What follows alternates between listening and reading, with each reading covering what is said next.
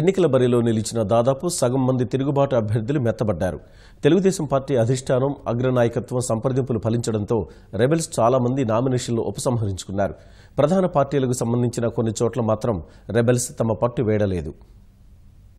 తెలుగుదేశం పార్టీకి చెందిన రెబెల్స్ 9 మంది నామినేషన్లు ఉపసంహరించుకున్నారు. పార్టీ అధినేత ముఖ్యమంత్రి చంద్రబాబు తిరుగుబాటు అభ్యర్థులతో నేరుగా మాట్లాడటంతో వారంతా వెనక్కు తగ్గారు. మిగిలిన వారితో పార్టీ అగ్రనాయకత్వం చర్చించి నామినేషన్లను ఉపసంహరింపజేసింది. కొన్ని సమీకరణాల రీత్యా టికెట్లు నిరాకరించాల్సి వచ్చిందని, పార్టీకి ఇబ్బంది కలిగించేలా పోటీకి దిగడం సరికాదని సర్ది చెప్పింది. పార్టీ పరంగా గుర్తింపు ఉంటుందని భరోసా ఇచ్చింది. పలమనేరులో తెదేపా తిరుగుబాటు అభ్యర్థి సుభాష్ చంద్రబోస్, పోలవరంలో వంక కాంచనమాల, మాచర్లలో చలమారెడ్డి తమ నామినేషన్లను ఉపసంహరించుకున్నారు. తాడికొండలో బెజ్జం సాయిప్రసాద్, రాజోలులో బత్తుల రాము, పుట్టపర్తిలో గంకన్న, గాజువాకలో లేళ్ల కోటేశ్వరరావు, చీపురుపల్లిలో త్రిమూర్తులరాజు మెత్తబడి నామినేషన్లు వెనక్కి తీసుకున్నారు. కళ్యాణదుర్గంలో హనుమంతరాయ చౌదరిని సీఎం చంద్రబాబు ఊరడించారు. ఎంపీ జేసీ దివాకర్ రెడ్డి కూడా ఆయనతో చర్చించి నామినేషన్ వెనక్కి తీసుకునేలా చేశారు. విజయవాడ పశ్చిమలో వైకాపా రెబల్ అభ్యర్థి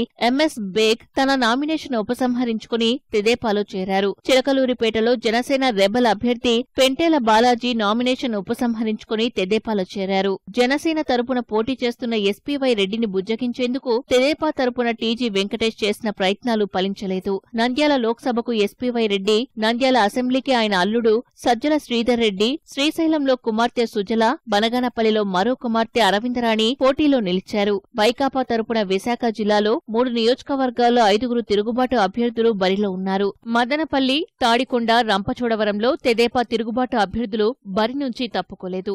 అరకు, పాడేరులో వైకాపాకు 2 చొప్పున రెబల్స్ బరిలో నిలిచారు. మాడుగులలో వైకాపాకు, అరకు, అనకాపల్లిలో జనసేనకు తిరుగుబాట్ల బెడద తప్పలేదు.